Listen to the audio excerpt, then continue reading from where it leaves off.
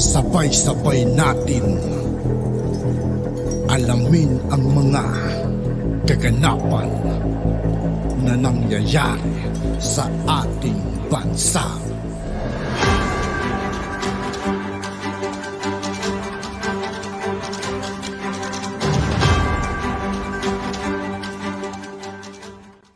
Yo, what's up mga kaibigan? This is I2K po again. Ngayon nandito naman ulit tayo sa channel ni Pinas News Insider. Dito naman ulit tayo magbibigay ng komento at reaksyon. Kaya samahan nyo ako guys.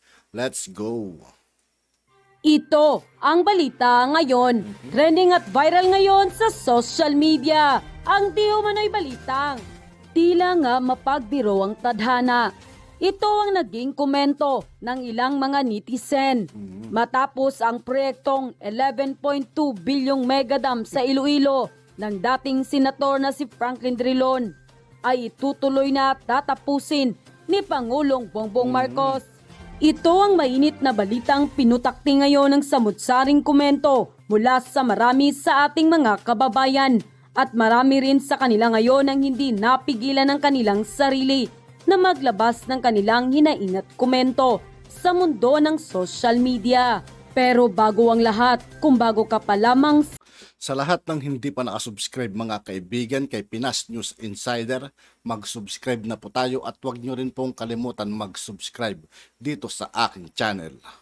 sa aming channel, ay please huwag kalimutang i-like ang video at mag-subscribe at i-click ang notification bell para mas maging updated pa kayo lalo sa lahat pa ng bagong video na i-upload namin. At ito na nga mga kababayan, hindi na nga mapipigilan pa. Mga ipinangako ng Pangulong Bongbong Marcos, unti-unti nang natutupad. Mga proyekto ng nagdaang administrasyon, kanya nang ipagpapatuloy at tatapusin.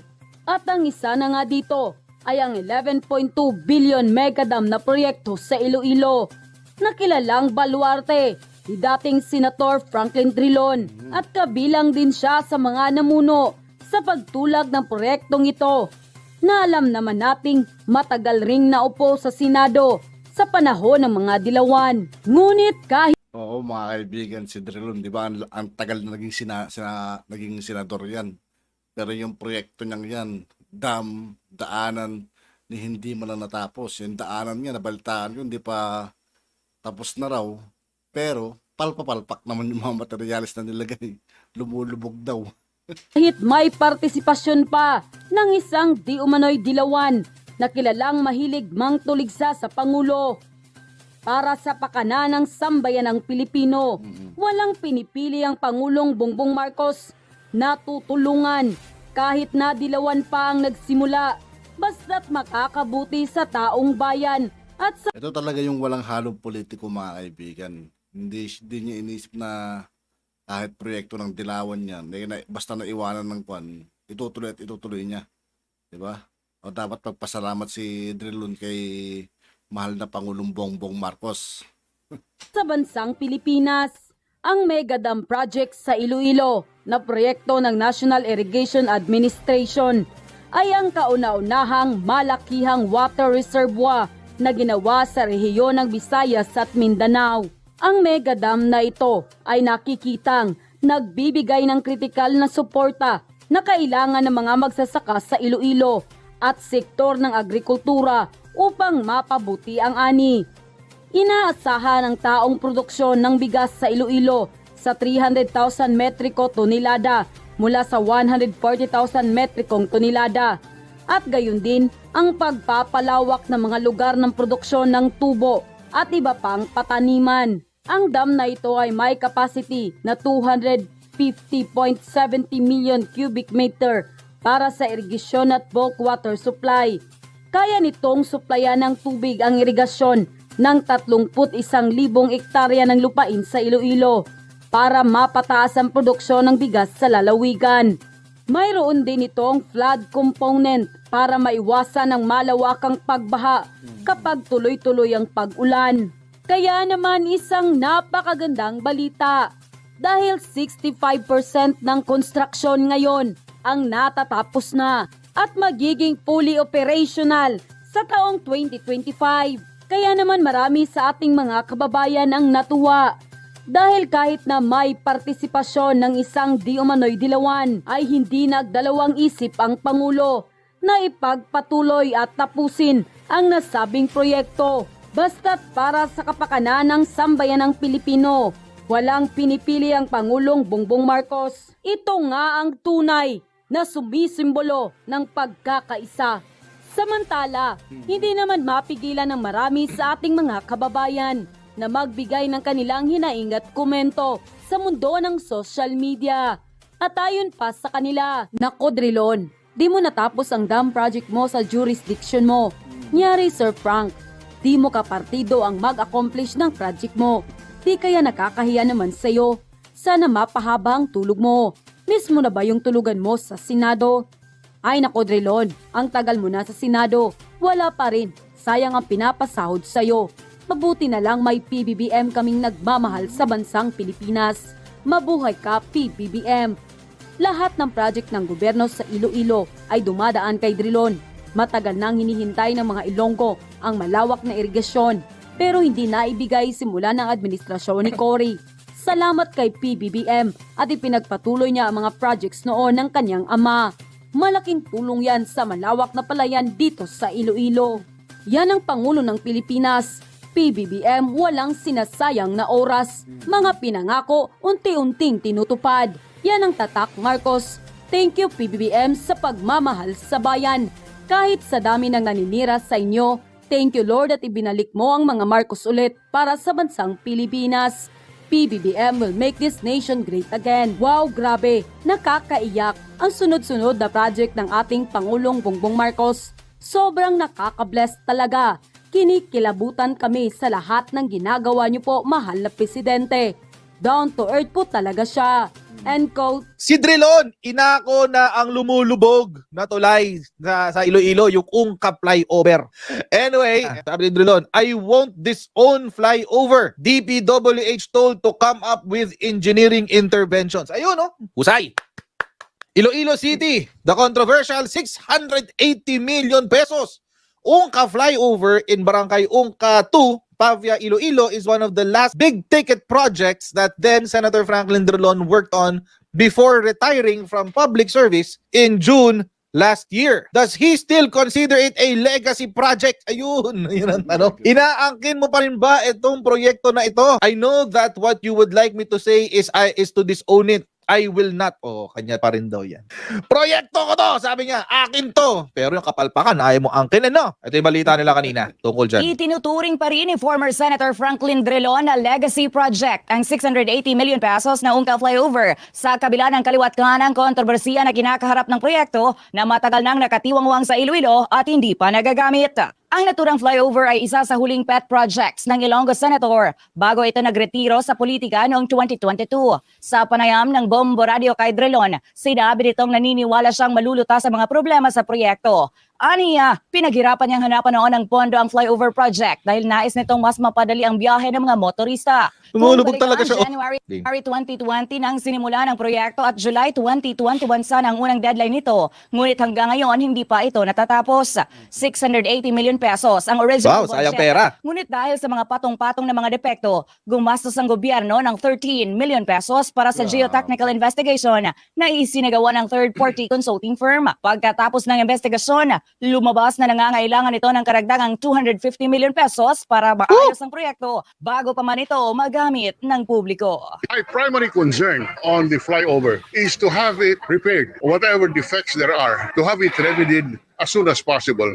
When I allocated funds for that, it was with the purpose of making travel convenient for the people. Yun yung purpose mo. So I do hope and I urge the Department of Public Works and Highways come up with the engineering intervention necessary so that our people can use the flyover. And that is a project that I worked on, that there may be problems, are problems that are solvable, and I urge Solvable? that whatever defects there are should be addressed as it is being addressed. Si former Senator Franklin Drilon para sa Bombo Network News. Gagastos ka ng another 200 million pesos para isolve yung defects na yan. Alam nyo mga kotsero, 680 million na yung ginastos sa construction. Ganong kadalas kayong may nababalitaan sa kahit anong construction dito sa Pilipinas? How often do you hear a bridge or a flyover? Nag-uutuan ba tayo dito? Naglolokohan ba tayo dito?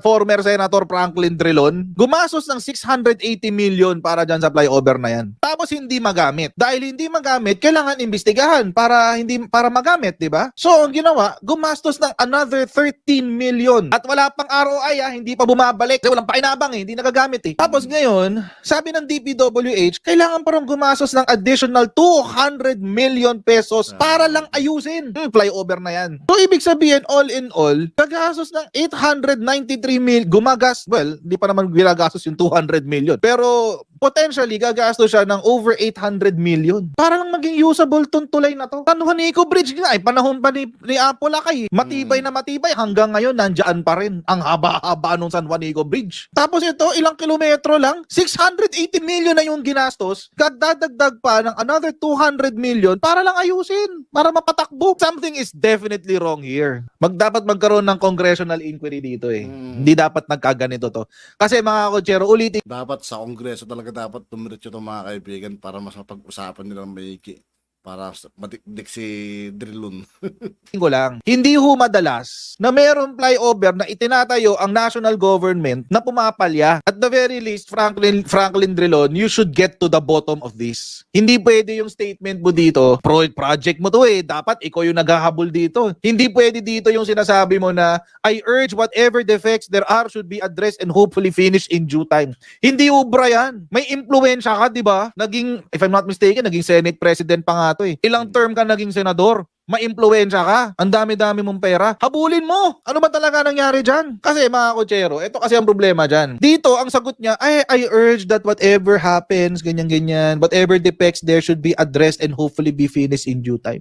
Eh, nung panahon ng build, kulang na lang sabihin mo, palpak eh. Sabi ni Drilon niya, no, build is a dismal failure. Ay, nako naman, kumpara naman yung sa tulay na pinatayo mo, yung build hanggang ngayon, nakatayo pa rin. Yung Pantalyon Estrella Bridge. Yun ang problema sa kay Drilon mga kaibigan niya. Ang hilig man muna pero yung sarili niyang gawan di niya makita eh. No?